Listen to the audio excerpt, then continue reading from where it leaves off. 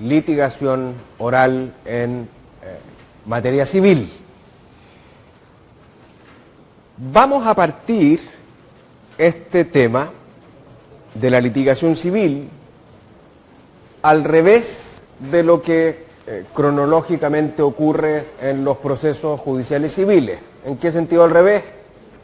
Vamos a partir concentrándonos en la audiencia de juicio oral, que cronológicamente tiene lugar después, ¿verdad?, que las audiencias preliminares, por supuesto, para al final, en el penúltimo día de nuestro curso, concentrarnos en las audiencias previas al juicio. Y quiero explicarles por qué, porque puede parecer contraintuitivo, ¿verdad?, por qué partimos por el final y luego nos vamos al principio. Y esto tiene un sentido que en mi experiencia hasta ahora ha funcionado muy bien y que ayuda a entender mejor por qué las cuestiones que vamos a revisar.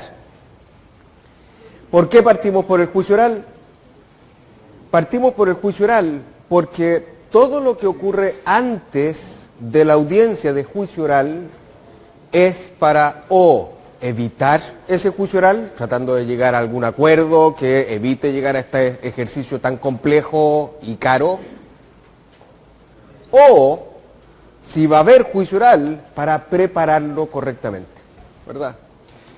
¿Y cómo sabemos qué significa preparar correctamente un juicio oral? Si no sabemos en qué va a consistir o cuáles son los objetivos que pretendemos lograr en ese juicio oral, es tremendamente difícil.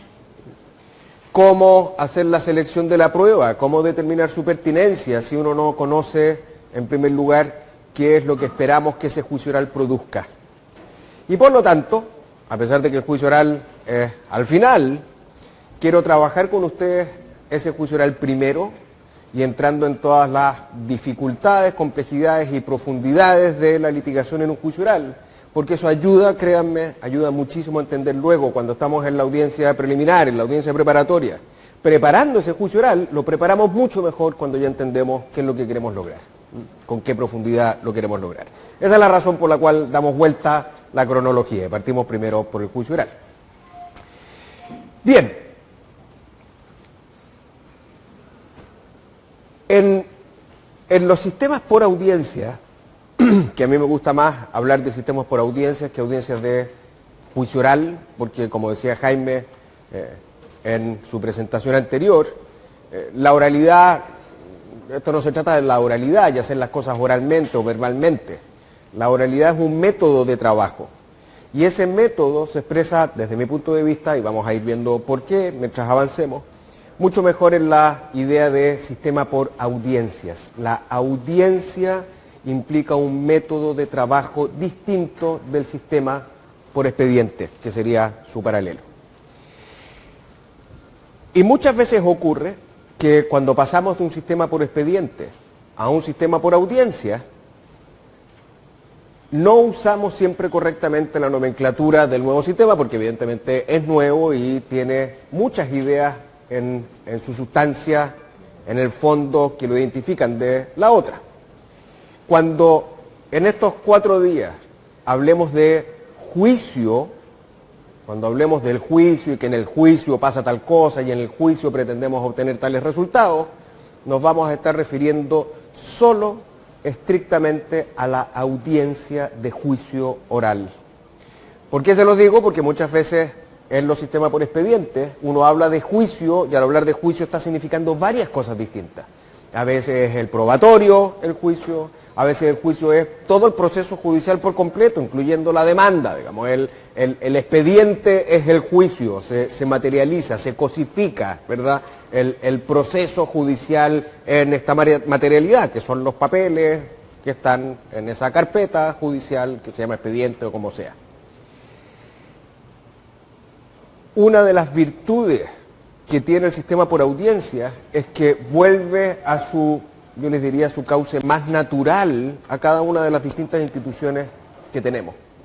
La audiencia de juicio, el juicio, se llama así porque es el momento institucional en el que el juez se forma su juicio. Por eso el juicio se llama juicio. Ese es el momento en el que el juez se forma su juicio sobre los hechos del caso y el derecho aplicable a esos hechos. Y en el sistema por audiencia, a diferencia de lo que pasa en el sistema por expediente, ese juicio, ese momento en el que el juez se forma su juicio, se materializa en un momento en particular, que es solo la audiencia de juicio. No hay otro momento distinto en el que el juez pueda y deba formarse su juicio. Solo con la prueba rendida en esa audiencia, con los argumentos entregados en esa audiencia, el juez se puede formar su juicio sobre los hechos y el derecho y, por lo tanto, dictar sentencia. Ni antes ni después.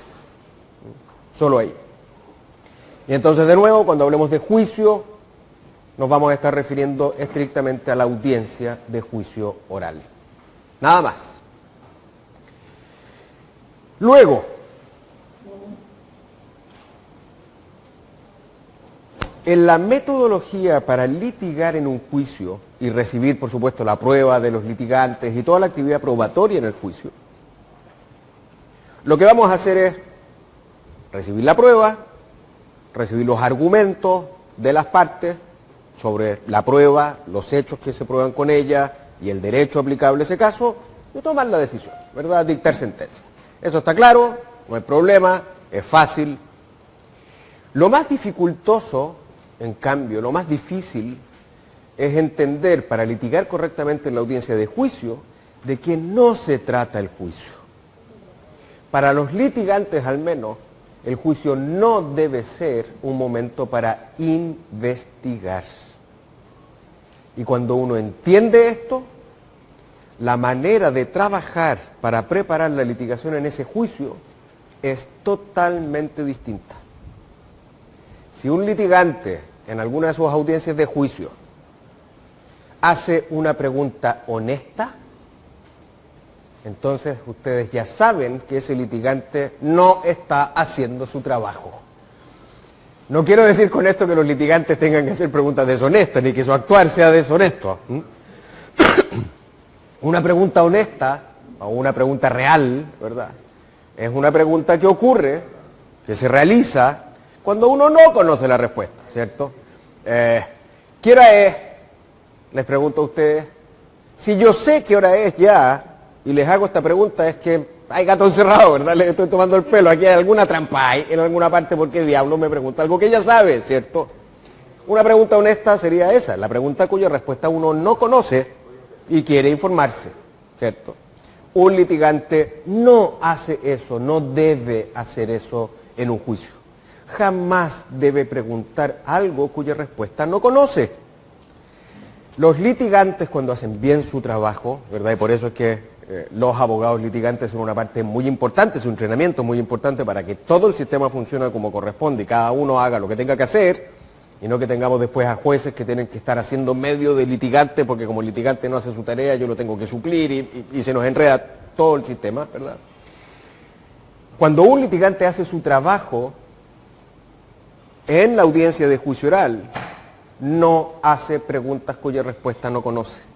Porque la investigación, el averiguar qué pasó, es algo que hizo antes de la audiencia de juicio oral, y que ahora cuando va a la audiencia de juicio oral lo que pretende hacer es mostrarle al juez y convencerlo de que su investigación, que aclaró determinados hechos en uno o en otro sentido, es la que debiera adjudicarse la verdad oficial, ¿verdad? Y entonces yo llevo a mis testigos, y cuando siento a uno de mis testigos ahí y le pregunto, ¿podría decirle usted al tribunal cuál es su nombre? No le estoy preguntando porque no sepa cómo se llama, por Dios, y yo me debería haber reunido con él varias veces antes de la audiencia de juicio para saber exactamente qué es lo que dice, con qué detalle, y luego pensar cómo lo voy a presentar frente al tribunal, ¿verdad? ¿Cómo se llama? Yo ya sé cómo se llama, y si no sé cómo se llama, soy un incompetente como litigante. Por Dios, ¿a quién trae? A mí me ha pasado varias veces litigando que me he encontrado con abogados que se aproximan a la litigación así, entendiendo que ellos van a investigar de verdad a la audiencia de juicio. Cuando le preguntan a un testigo algo y entran en el tema, en la mitad de su interrogatorio se dan cuenta que, en realidad este era un testigo de la contraparte, ¿verdad? Y miran al juez y le dicen algo así como, bueno, magistrado, a mí lo que me importa es la verdad. Aunque no me convenga lo que diga este testigo, lo que me importa es la verdad. No, la verdad es que a usted lo que no le importa son los intereses de su cliente, porque si hubiera hecho su trabajo, no hubiera traído a este testigo. ¿En qué consiste, en cambio, cuando uno entiende que en la audiencia de juicio uno no va a investigar, en qué consiste la presentación de la prueba por parte de los litigantes para el tribunal?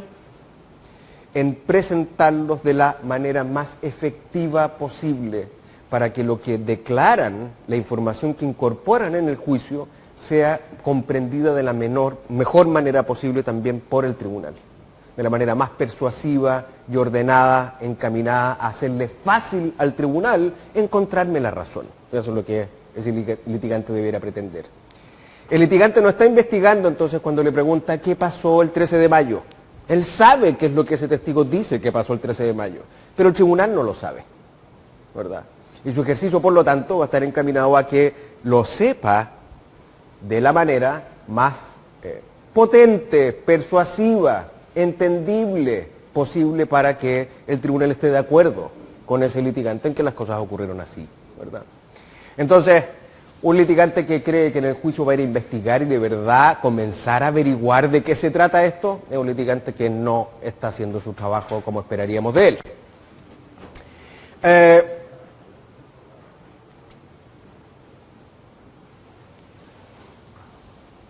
En un juicio oral civil,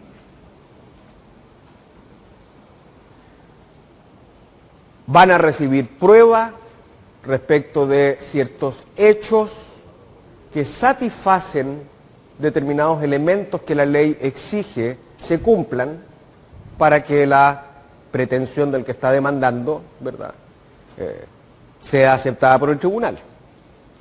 Ley, hechos, prueba. Este es el orden, ¿verdad? Prueba que acredita hechos que satisfacen los distintos elementos de la ley.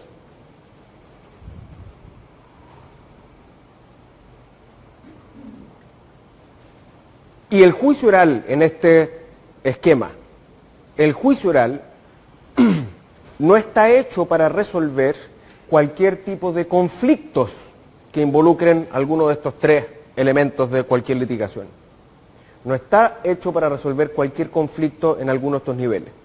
Está hecho solo para resolver conflictos en los dos últimos niveles, prueba y hechos. Cuando el conflicto es solo respecto del derecho, no hay juicio oral. No hay juicio del todo, ni oral ni escrito, ¿verdad? No hay juicio. ¿Por qué? Porque el derecho, salvo excepciones, el derecho no se prueba. Y la audiencia de juicio oral es una metodología diseñada para recibir prueba. La prueba lo que acredita son hechos, ¿cierto? Y entonces fíjense, en nuestro proceso regional de reformas, primero la penal en algunos lugares, en otro lugar fue primero la civil, pero en nuestro proceso completo de reforma civil, penal, de familia, laboral, en todos los distintos subsistemas de justicia, la audiencia de juicio oral tiene los mismos principios independientemente de la materia que se esté litigando. ¿Por qué? Porque es una metodología para recibir prueba. ¿De qué? De hechos. Y los hechos no tienen apellido. Los hechos no son hechos laborales, hechos civiles, hechos penales, hechos administrativos. Los hechos son hechos, punto. Con consecuencias, claro, en distintos subsistemas legales. Un mismo hecho a veces tiene una consecuencia en materia penal, pero también civil, pero también de familia. A usted lo condenaron por maltrato de su cónyuge. Bueno, eso va a tener un impacto probablemente en materia penal por las lesiones o lo que fuera que se hubiera cometido, pero también en materia de familia, va a perder la custodia de los hijos, divorcio, qué sé yo, ¿verdad? Los hechos son hechos. Sus consecuencias pueden ser en distintos subsistemas, pero como el juicio oral está hecho para debatir sobre hechos, los principios de la litigación civil, penal, laboral, administrativa, en familia, mientras involucren hechos y pruebas, son los mismos. En la misma lógica fundamental. Claro, con algunas diferencias. Por ejemplo, por regla general, en materia penal, el acusado tiene derecho a guardar silencio, ¿verdad? No lo podemos obligar a declarar en el juicio como testigo ni en su contra ni en su favor, en ningún sentido. No lo podemos obligar a declarar. En cambio, en materia civil, no reconocemos el derecho a guardar silencio de la contraparte y podemos hacer declarar, forzando la confesión, la absolución de posiciones, la declaración de parte, como le quieran llamar. Podemos hacer traer a la contraparte y declarar, y si no declara, si no viene o responde evasivamente, aplicar sanciones, ¿verdad? Hay algunas diferencias en las reglas de la prueba de cómo se prueba en materia civil y en materia penal y en materia laboral, habrán otras, ¿verdad? Pero la estructura fundamental de una audiencia de juicio oral es la misma, ¿verdad? Si nos importa la calidad de la información con la que un juez va a tomar una decisión, si eso nos importa, entonces hacemos reglas de la prueba que nos permitan entregarle eso a un juez en materia civil, penal, laboral, indistintamente, ¿verdad? De nuevo, a veces con algunos grados distintos de intensidad exigimos algunas reglas en un sistema que en el otro, pero la estructura básica del edificio sigue siendo la misma. Ok.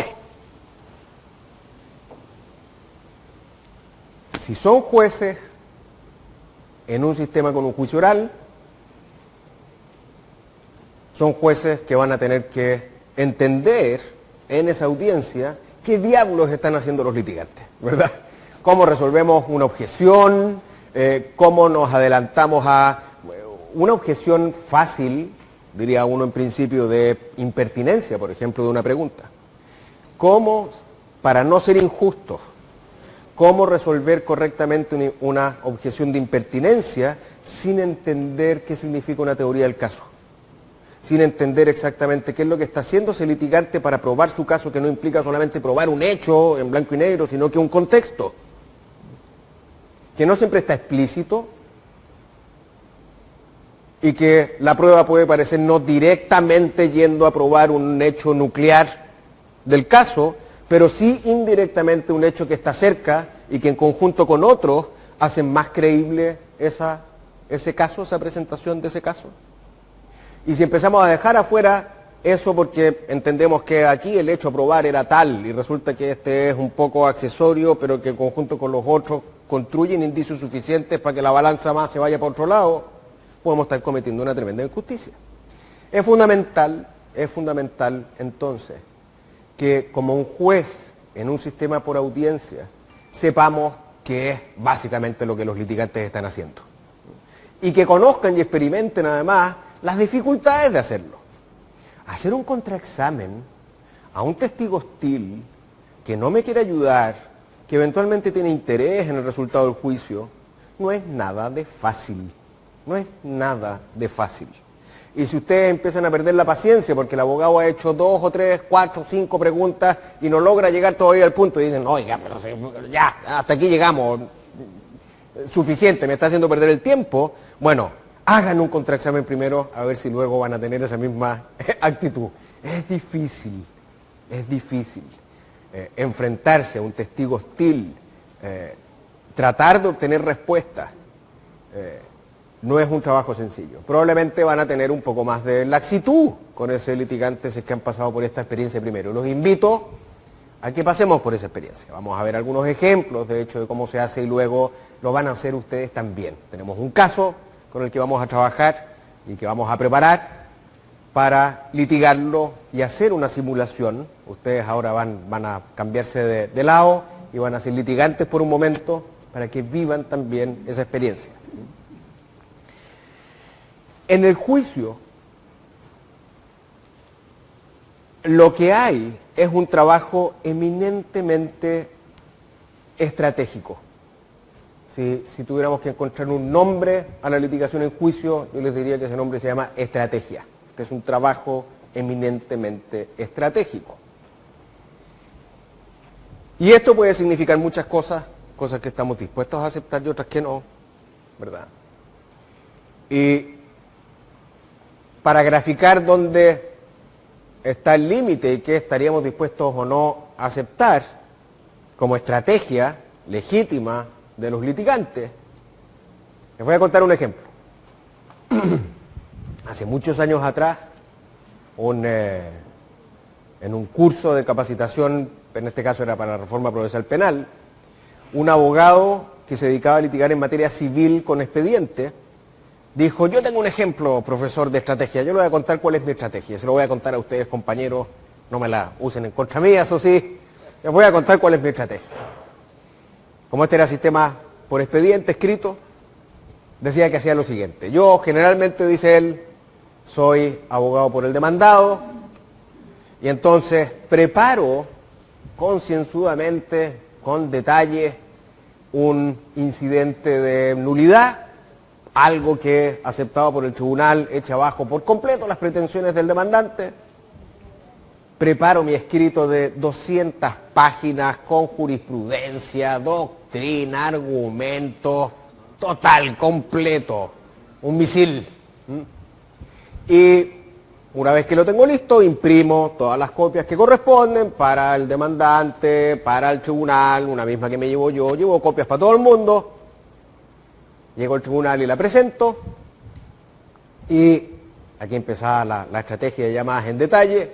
Dependiendo del tribunal en el que la presenté, vuelvo ese mismo día más tarde o al día siguiente en la mañana y me voy al archivador donde en el tribunal se guardaron las copias, lo abro, saco la copia que dejé para la contraparte y me la llevo. Y entonces dice, cuando la contraparte se entera, porque lo notifican de que existe este incidente, ya cuando logra obtener una copia completa de nuevo de estos 200 páginas de argumentos, o derechamente no alcanza a contestar en el plazo que tenía, o se alcanza a contestar algo que no es capaz de hacerse cargo de la potencia de mi estudio, ¿verdad? Y gano, uno detrás del otro. Y ese fue un excelente ejemplo de qué es lo que no es estrategia. Porque eso es hacer trampa y punto, ¿verdad? Tarjeta roja, foul, no estaríamos dispuestos a aceptar eso en ningún juego, ¿verdad? En este tampoco. Estrategia no significa que estemos dispuestos a tolerar, ni que debamos tolerar, ningún esfuerzo por distorsionar la verdad como litigantes, ni que los jueces, engañados por estas estrategias, tengan que, como los litigantes actúan estratégicamente, tolerar ninguna de estas actuaciones. Esto no significa estratégicamente. Litigar estratégicamente no significa litigar haciendo trampa, ¿verdad? Ni mintiendo, ni distorsionando, ni nada por el estilo. ¿Qué significa entonces litigar estratégicamente?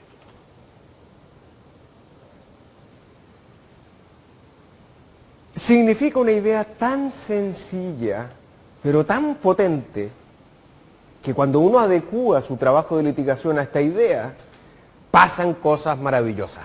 Cambia nuestra manera de ver lo que vamos a hacer en el juicio y de presentar nuestros casos en el juicio. Litigar estratégicamente significa entender que la prueba no habla por sí sola. La prueba no habla por sí sola. Los testigos no bajan del Olimpo de los testigos y aterrizan, digamos, delante del juez y abren su verdad y el juez absorbe esa verdad. Y entonces ya le quedó claro, muchas gracias, señor testigo, puede retirarse. La prueba documental, lo mismo, hay partes que importan, hay partes que no importan.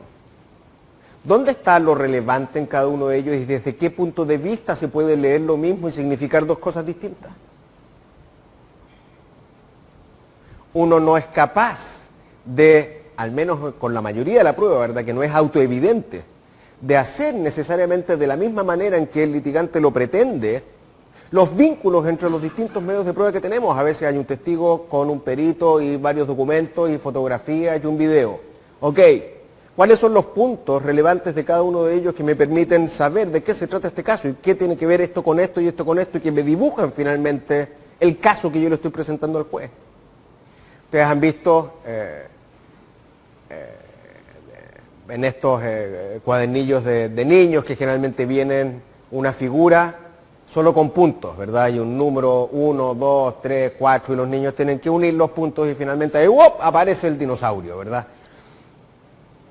Nuestros casos y cada una de nuestras pruebas vienen también con esos puntos, pero que no se ven. No por el puro hecho de poner este documento al frente del tribunal y poner a un testigo al frente del tribunal, no nos mire y dice, ah, sí, claro, se cayó a la piscina. ¿De qué? ¿Por qué? ¿Cómo? ¿Cuándo? ¿Qué tiene que ver esto con esto otro?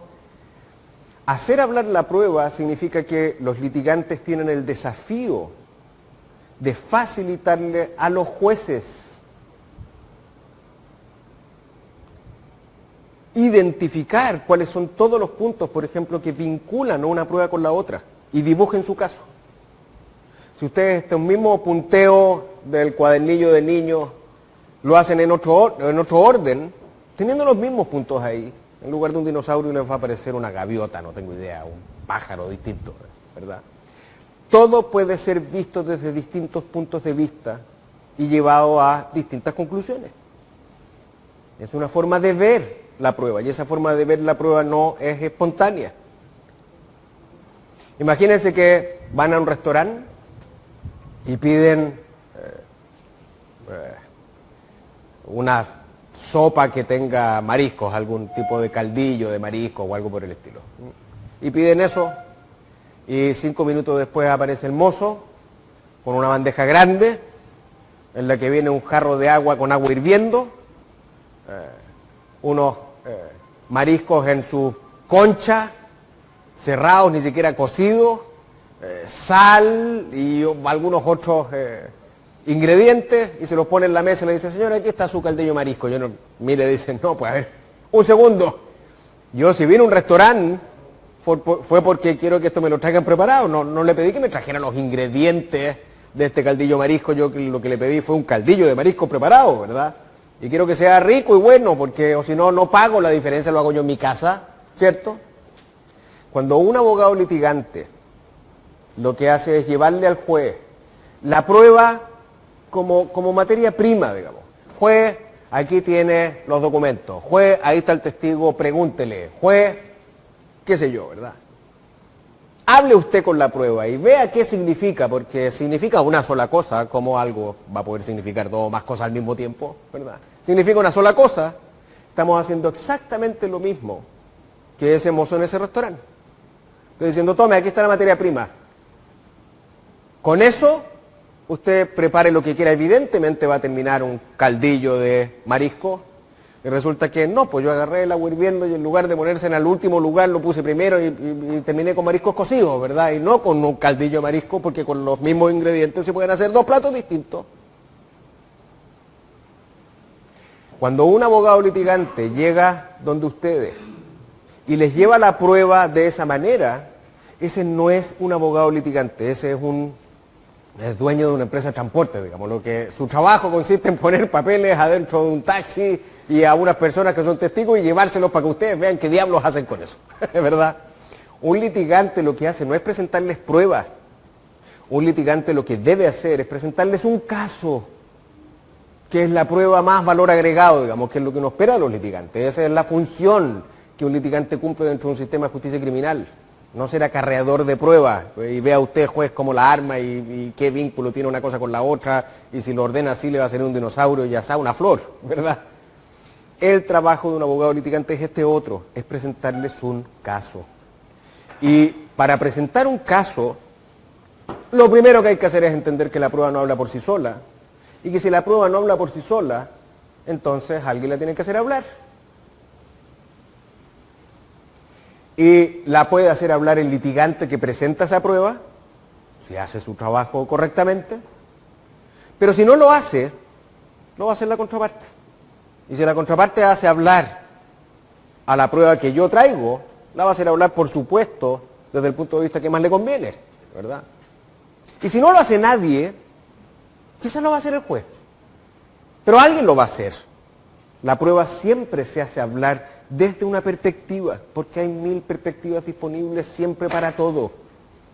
Cómo yo organizo las piezas y cómo vinculo lo que es relevante de esta con lo que esta otra prueba y que esto finalmente, conclusión, este caso se trata de tal cosa, esa conclusión puede ser totalmente distinta dependiendo de los puntos de vista y la manera en que yo ordené la información y destaqué lo relevante de lo que me parece irrelevante. Entonces esto no tiene que ver con la verdad y con cosas que sean inequívocas y unívoca.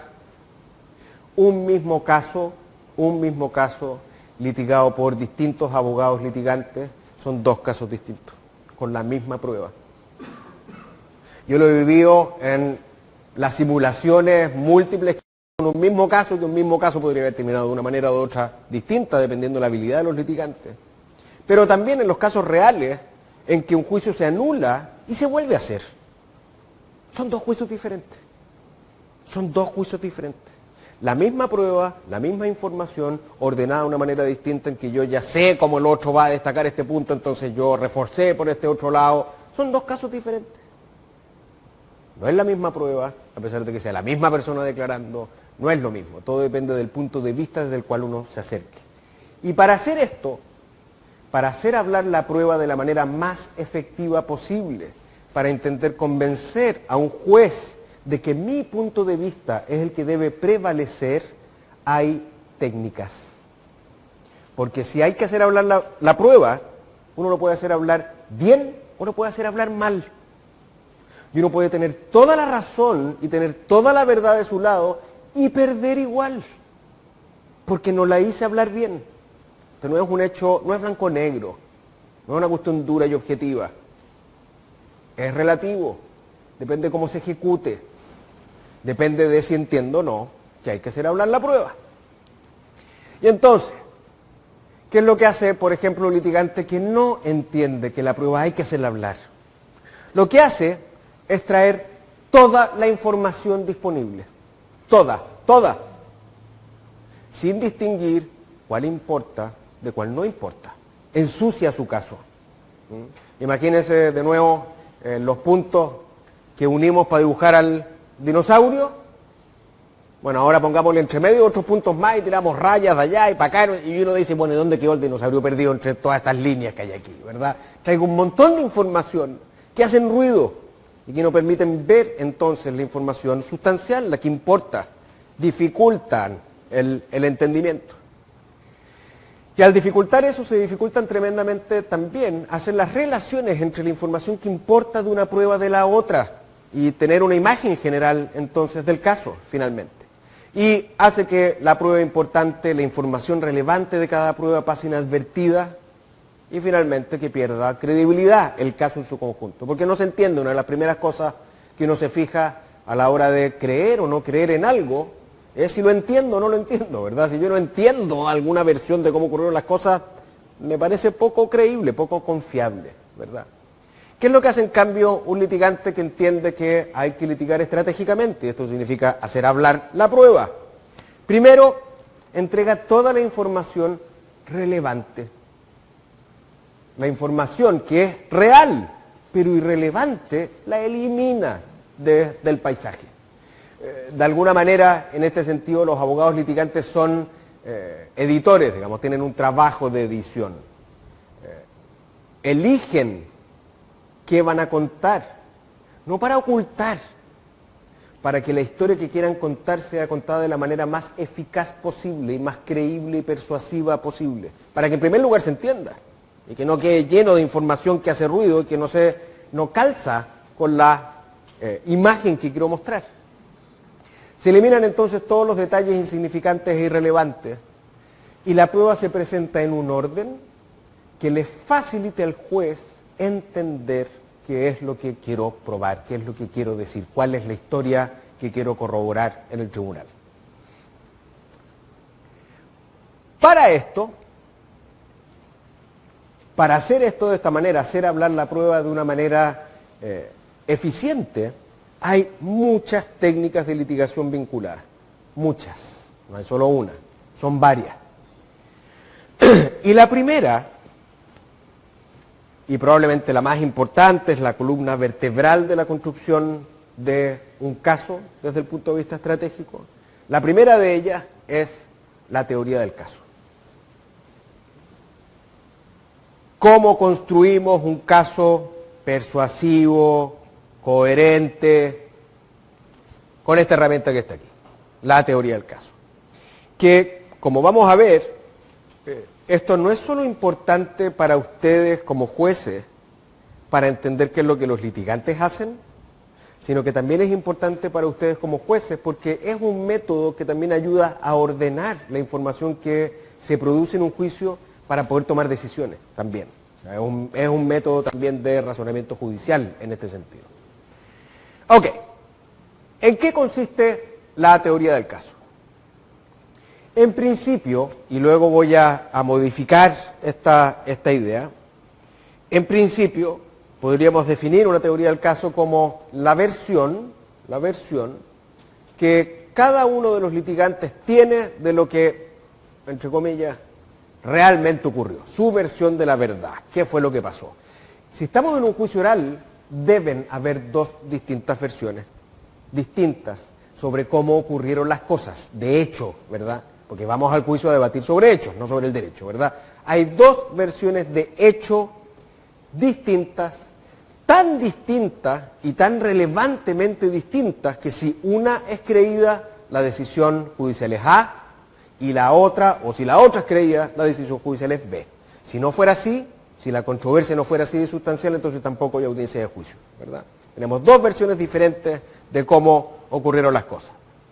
Y en este sentido, las partes y los abogados litigantes en su representación son como los mensajeros de un relato, ¿verdad? Hay una historia que se cuenta de cómo ocurrieron las cosas, pero por mucho que el mensaje sea verdadero, si el mensajero es malo, el mensaje no llega, ¿verdad? Entonces, de nuevo, un abogado litigante debe litigar estratégicamente para hacer hablar la prueba, para que el mensaje que tiene, verdadero desde su punto de vista, por supuesto, pueda llegar al tribunal y encontrar la verdad oficial, ¿verdad? Finalmente lo que disponga la sentencia. Y entonces estas versiones distintas están en competencia. Pero los abogados litigantes no somos solo mensajeros de relatos como hay muchos otros mensajeros de relatos, como viene el cartero con mensajes en cartas, ¿verdad? Un novelista que cuenta historias policiales y que él sabe que para poder tener éxito en su objetivo tiene que hacer relatos que sean realistas, entretenidos para que el lector pase de la página número 2 y quiera seguir adelante, ¿verdad? Todas esas cosas, créanme, un buen abogado litigante las tiene que tomar en cuenta, porque ustedes como jueces lo sabrán, la capacidad de mantener el interés en un punto es limitada, ¿verdad? Si uno empieza a ver que algo no vale la pena, empieza a mirar por otro lado, empieza a mirar la hora, la tensión empieza a bajar, ¿verdad? Parte del trabajo de un buen litigante también consiste en mantener la intención y el interés del juez. Pero no basta con eso. En nuestro caso, los abogados litigantes, además de satisfacer todos estos elementos, tenemos que cumplir con la ley. No basta con que nuestro caso sea bestseller, digamos, que se venda en la librería. Si queremos que nos encuentren la razón, no solo el tribunal tiene que decir, sabe que su historia es verdadera, sino que su historia es verdadera y la ley está de su lado. Porque si no, por mucho que su historia sea verdadera, si la ley está del otro lado, entonces perdió igual, ¿cierto? Y el desafío de satisfacer la ley nos pone en un escenario difícil metodológicamente en términos del trabajo que hacemos. ¿Por qué? Déjenme ponérselos así. Somos demandantes, si queremos que nos encuentre la razón, todos los distintos elementos que la ley le exige al demandante en esa acción tienen que ser satisfechos, ¿verdad? Si no, si falta alguno de esos elementos que la ley existe, no nos van a encontrar la razón, o al menos no nos van a encontrar la razón en la acción en particular que dedujimos. Puede ser que sea otra, ¿verdad? Distinta, pero no esa. Y la ley tiene una característica, la ley es compleja, general y abstracta, siempre, por definición, ¿verdad? La ley, por definición, es una norma que intenta abarcar una infinidad de situaciones fácticas concretas, ¿verdad? Que todas debajo del mismo paraguas caen a pesar de ser hechos diferentes, ¿cierto? Por ejemplo, les voy a poner cualquier ejemplo civil, puede ser que esta no sea en estricto rigor la definición que ustedes tengan, pero sirve. La posesión es la tenencia de una cosa determinada con ánimo de señor o dueño, sea que el dueño o el que sea por tal tenga la cosa por sí mismo o por otra persona que la tenga en lugar y a nombre de él. Esta es la definición de posesión en el Código Civil chileno. ¿Okay? Es compleja. Esa norma que regula la posesión es compleja porque está compuesta por varios elementos, ¿verdad? Para que haya posesión tienen que darse por lo menos 4 o 5 cosas que están en esa definición legal. Y es general y abstracta. Ahí no hay ni una enunciación a ningún caso en particular. Dice la cosa, no dice el televisor, el auto, la mesa. Dice el que, no está hablando de ninguna persona en particular, ¿verdad? Y la ley está hecha de esta manera justamente para cumplir con ese objetivo, de regular una infinidad de situaciones fácticas concretas y que todas caigan al alero de esa norma. El problema de esto, en términos probatorios, cuando estamos en el juicio, es que por eso mismo, como es general y abstracto, entonces no se puede probar. No se puede probar. Porque las abstracciones no se pueden probar. Porque las abstracciones no son percibibles por los sentidos. Porque uno no puede ver la posesión en términos abstractos y generales. ¿Se imaginan a un testigo en un juicio que declara algo así como sí, magistrado, el demandante estaba en tenencia de la cosa determinada, objeto de este juicio, con ánimo de señor y se da por tal teniendo la cosa por sí mismo? Yo lo vi. Es imposible, ¿verdad? Por supuesto, no solo si recibiéramos un testigo como este pensaríamos en primer lugar, por Dios, cuántas horas pasó en la oficina el abogado preparando su declaración, ¿verdad? Pero más allá de eso, el punto que importa más bien es que un testigo no podría declarar eso porque nada de eso está en el lenguaje de la prueba. El lenguaje de la prueba es otro, el lenguaje de la prueba es un lenguaje fáctico, de hechos. Lo que podría decir ese testigo es, ¿sabe qué? Sí, yo soy vecino de Juan y efectivamente ese día del que usted me habla, yo vi a Juan, mientras estaba regando afuera en el patio, no sé, en la calle, vi a Juan que llegó en un auto rojo. Sí, lo vi manejar el auto rojo. Él venía de chofer y se bajó del auto y me dijo, hola José, ¿cómo te va? Oye, mira, me compré un auto nuevo. Si quieres en un rato más, te lo presto y nos vamos a dar una vuelta. Ah, estaba actuando como dueño de la cosa, ¿verdad? Y el tribunal a partir de ese hecho podrá concluir, calificar, opinar legalmente que eso es actuar como señor o dueño. Pero eso ya es una opinión legal, es una calificación jurídica o clasificación jurídica del hecho, ¿cierto? Y entonces, fíjense, una violación, un homicidio, la posesión, el dominio, un hecho que cause responsabilidad extracontractual, nada de eso puede ser probado, porque la ley no se puede probar. Lo que se prueban son hechos. Y tenemos una distancia entonces, si lo podríamos graficar sería así, entre los hechos del caso y el derecho y la ley. Hay una distancia lógica entre unos y otros. Y entonces, si un litigante quiere en un juicio probar su caso, y que en este caso Juan es poseedor, o que Juan actuaba como poseedor, como fuera, voy a tener que hacer algo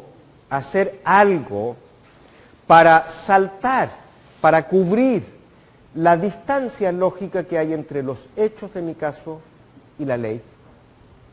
Entre los hechos de mi caso y la ley.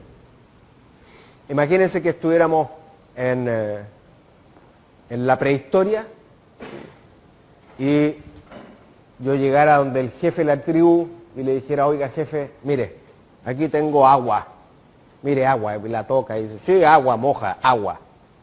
Y luego le dijera, jefe, ¿sabe qué? Descubrí algo. Descubrí que esto que está aquí es lo mismo, jefe, es lo mismo que eso que está allá arriba. ¿Ves esas cosas blancas que hay allá arriba? Es lo mismo, jefe.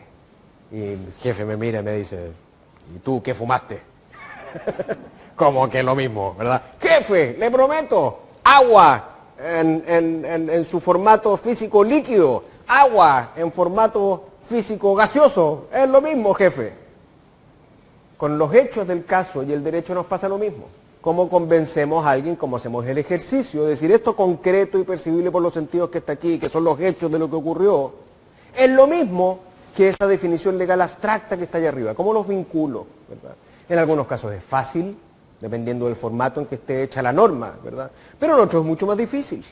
Cuando la norma tiene un formato más abstracto, una norma de textura más abierta, se aleja mucho más, es más abstracta de hecho que las normas en formato de regla más bien, que son las que describen conductas bien en blanco y negro, y este ejercicio se transforma en fundamental.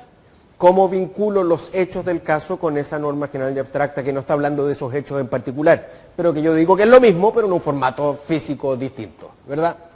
Bueno, hay un método para hacerlo, y que es el método que les quiero proponer. Esta distancia entre los hechos y todos los distintos elementos de la teoría jurídica que sea que estemos usando, propiedad, dominio, responsabilidad contractual, extracontractual, homicidio, violación, da lo mismo, es derecho, puede saltarse el puente que podemos construir para vincular una con la otra, es la que llamamos el de las proposiciones fácticas. Las proposiciones fácticas. ¿Qué son las proposiciones fácticas? Son afirmaciones de hecho, es decir, afirmaciones fácticas que yo hago. Yo afirmo un hecho que si el juez la cree, esa afirmación tiende a satisfacer un elemento de la teoría legal que yo esté usando. Yo sé que todavía esta definición no es difícil de aprender por todos sus lados, y para facilitarles hacerlo, les voy a proponer hacer un ejercicio. ¿Ok? Entonces, les voy a contar un caso en el que tenemos por una parte hechos